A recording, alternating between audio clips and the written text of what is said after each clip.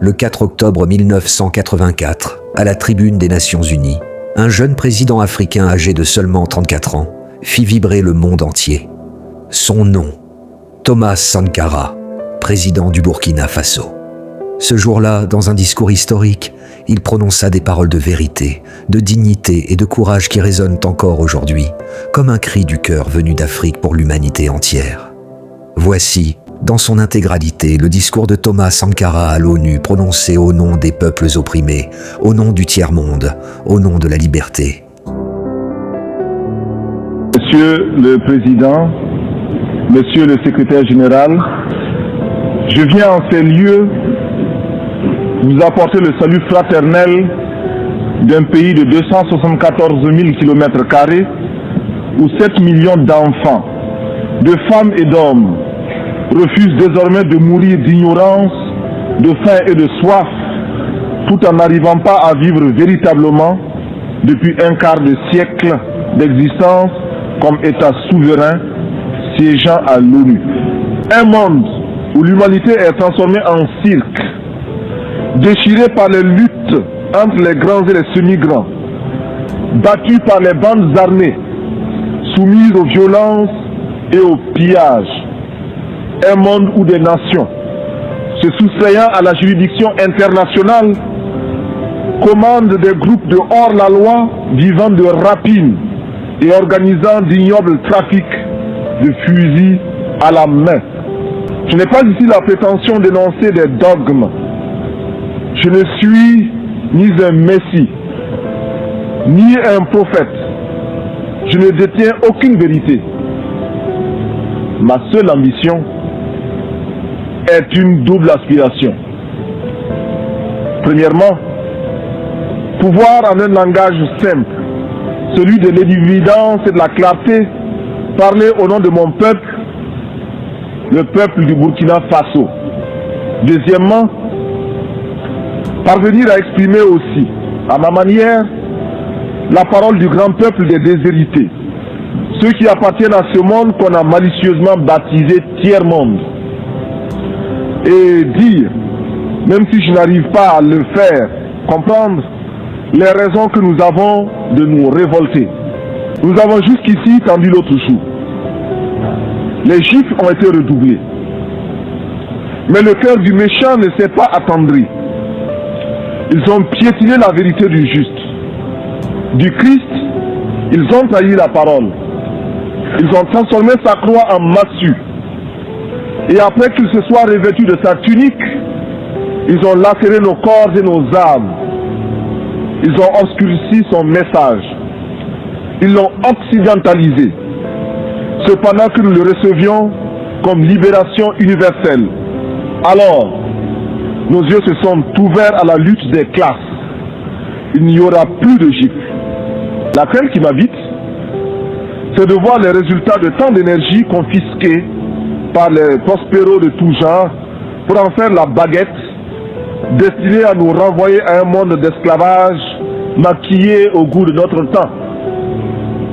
Cette crainte se justifie, d'autant plus que la petite bourgeoisie africaine diplômée, sinon celle du tiers-monde, soit par paresse intellectuelle, soit plus simplement parce que, ayant goûté au mode de vie occidental, n'est pas prête à renoncer à ses privilèges.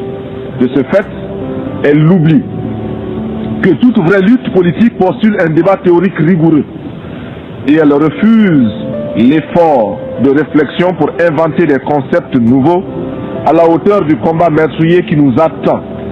Consommatrice passive et lamentable, elle se regorge de vocables fétichisés par l'Occident, comme elle le fait de son whisky et de son champagne. Dans ces salons à l'harmonie douteuse, on recherchera en vain, depuis les concepts de négritude et d'African personality, marqués maintenant par les temps, des idées vraiment neuves, issues des cerveaux de nos grands, entre guillemets, intellectuels. Le vocabulaire des idées nous viennent d'ailleurs. Nos professeurs, nos ingénieurs et nos économistes se contentent d'y adjoindre des colorants parce que des universités européennes dont ils sont les produits, ils n'ont ramené souvent que leur diplôme et le velours des adjectifs ou des superlatifs. Il est nécessaire, il est urgent que nos cadres et nos travailleurs de la plume apprennent qu'il n'y a pas d'écriture innocente. En ces temps de tempête, nous ne pouvons laisser à nos seuls ennemis d'hier et d'aujourd'hui le monopole de la pensée et de l'imagination et de la créativité. Avant qu'il ne soit trop tard, car il est déjà tard, que ces élites, ces hommes de l'Afrique du tiers-monde reviennent à eux-mêmes. C'est-à-dire à leur société, à la misère dont nous avons hérité pour comprendre non seulement la bataille pour une pensée au service des masses déshéritées n'est pas vaine, mais qu'ils ne peuvent devenir crédibles sur le plan international qu'en inventant réellement, c'est-à-dire en donnant de leur peuple une image fidèle, susceptible de nous arracher à la domination et à l'exploitation étrangère qui livre nos États à la seule perspective de la faillite. C'est ce que nous avons perçu. Nous, peuple du Burkina, au cours de cette nuit du 4 août 1983, au premier scintillement des étoiles dans le ciel de notre patrie, il nous fallait prendre la tête des jacqueries qui s'annonçaient dans les campagnes affolées par l'avancée du désert, épuisées par la faim et la soif et délaissées. Il nous fallait donner un sens aux révoltes grondantes des masses urbaines désœuvrées, frustrées et fatiguées de voir circuler les limousines des élites aliénées qui se succédaient à la tête de l'État et qui ne leur offraient rien d'autre que des fausses solutions pensées et conçues par les cerveaux des autres. Il nous fallait donner une âme idéologique au juste litre de nos masses populaires mobilisées contre l'impérialisme monstrueux.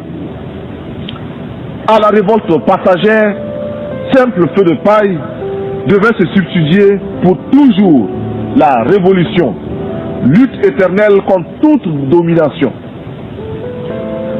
D'autres avant moi ont dit, d'autres après moi diront à quel point s'est élargi le fossé entre les peuples nantis et ceux qui n'aspirent qu'à manger à leur faim, boire à leur soif, survivre et conserver leur dignité.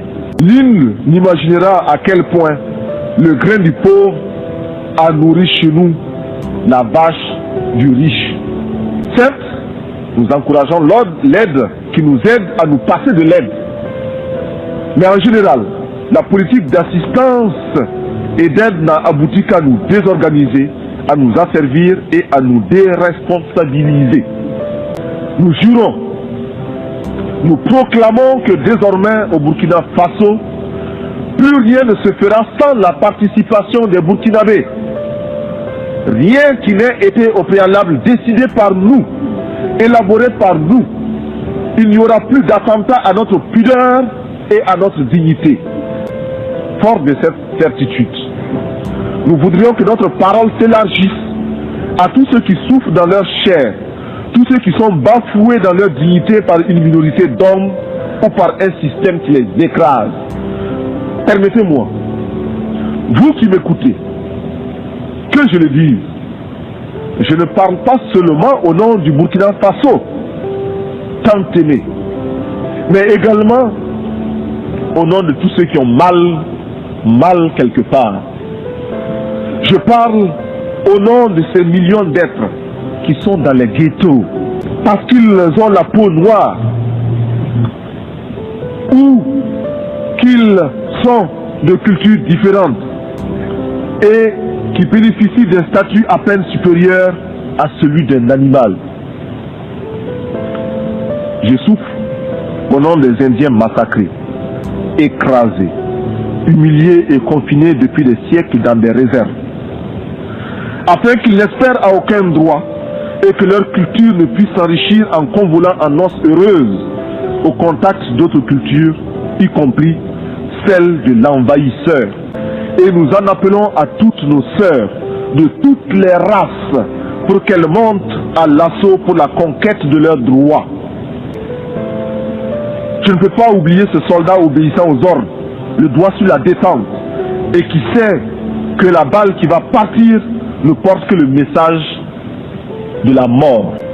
Enfin, je veux m'indigner en pensant aux Palestiniens qu'une humanité inhumaine a choisi de substituer à un autre peuple. Hier encore martyrisé à loisir, je pense à ce vaillant peuple palestinien, c'est-à-dire à ces familles atomisées, errant de par le monde à la quête d'un asile.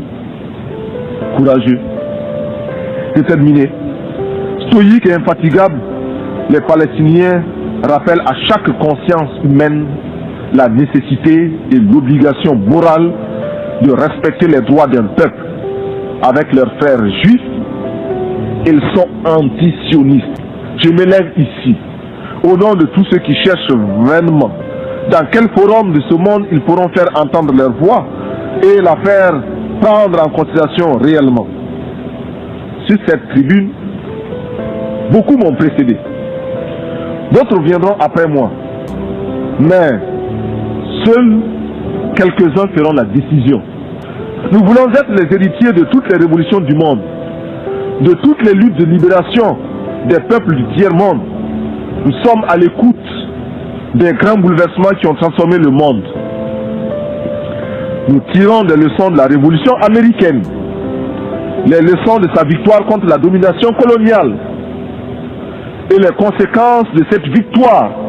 Nous faisons nôtre l'affirmation de la doctrine de la non-ingérence des Européens dans les affaires américaines et des Américains dans les affaires européennes.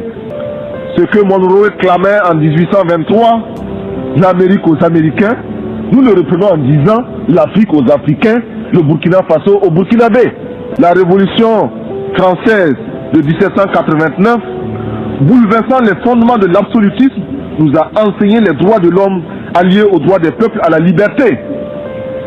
La grande révolution d'octobre 1917 a transformé le monde, permis la victoire du prolétariat, ébranlé les assises du capitalisme et rendu possible les rêves de justice de la commune française. Ouvert à tous les vents de la volonté des peuples et de leur révolution, nous instruisons aussi de certains terribles échecs qui ont conduit à de tragiques manquements aux droits de l'homme. Nous ne voulons pour conserver de chaque révolution que le noyau de pureté qui nous interdit de nous inféoder aux réalités des autres, même si, par la pensée, nous nous retrouvons dans une communauté d'intérêts. Monsieur le Président, il n'y a plus de duperie possible. Le nouvel ordre économique mondial pour lequel nous luttons et continuerons de lutter ne peut se réaliser que si nous parvenons à ruiner l'ancien ordre qui nous ignore, si nous imposons la place qui nous revient dans l'organisation politique du monde, si, prenant conscience de notre importance dans le monde, nous aboutissons au droit de regard et de décision sur les mécanismes qui régissent le commerce, l'économie et la monnaie à l'échelle planétaire. Le nouvel ordre économique international s'inscrit tout simplement à côté de tous les autres droits des peuples, droit à l'indépendance, au libre choix des formes et des structures de gouvernement, comme le droit au développement. Et comme tous les droits des peuples, il s'arrache dans la lutte et par la lutte des peuples. Il ne sera jamais le résultat d'un acte de générosité d'une puissance quelconque. Monsieur le Président, si j'ai accepté de me présenter devant cette illustre assemblée pour prendre la parole, c'est parce que, malgré les critiques qui lui sont adressées par certains grands contributeurs, les Nations Unies demeurent la tribune idéale pour nos revendications, le lieu obligé de la légitimité des pays sans voix. Il est cependant un point, mais dont la gravité exige de chacun de nous une explication franche et décisive. Cette question, vous vous en doutez, ne peut être que celle de l'Afrique du Sud.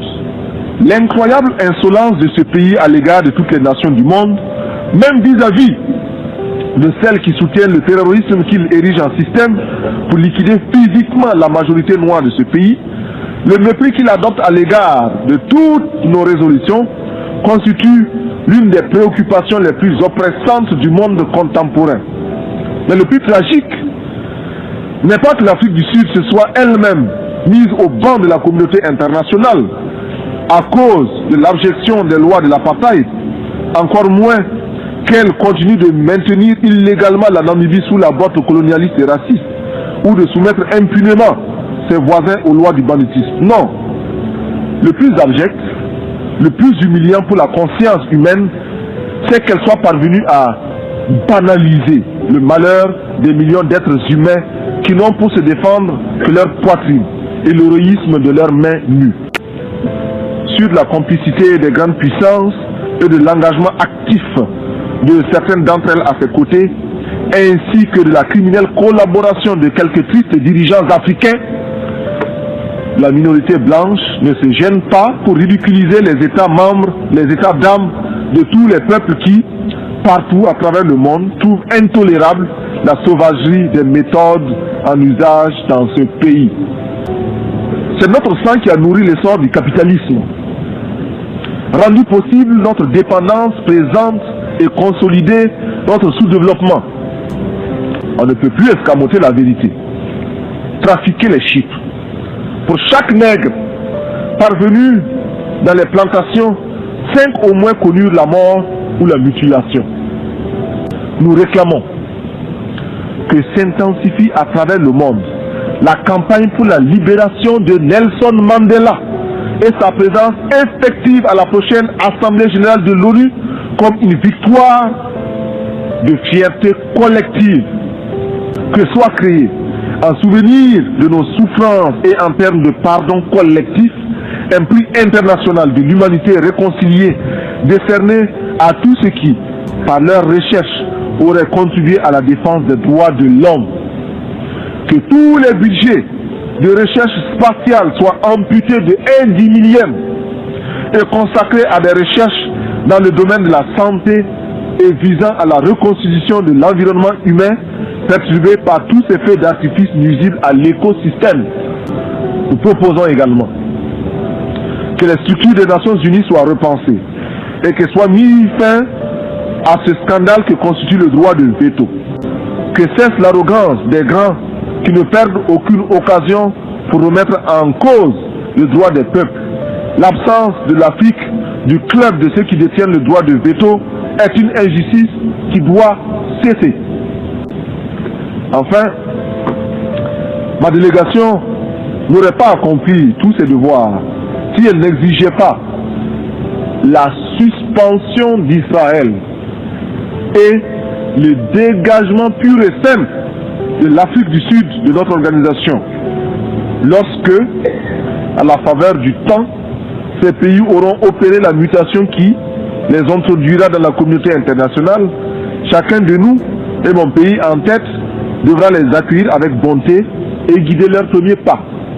Je suis venu ici pour demander à chacun de vous que nous puissions mettre ensemble nos efforts pour que cesse la morgue des gens qui n'ont pas raison, pour que s'efface le triste spectacle des enfants qui meurent de faim, pour que disparaisse l'ignorance, pour que triomphe la rébellion légitime des peuples, pour que se taise le bruit des armes et qu'enfin, avec une seule et même volonté, luttant pour la survie de l'humanité, nous parvenions à chanter en chœur avec le grand poète Novalis, je cite, « Bientôt, les astres reviendront visiter la terre d'où ils se sont éloignés pendant nos temps obscurs.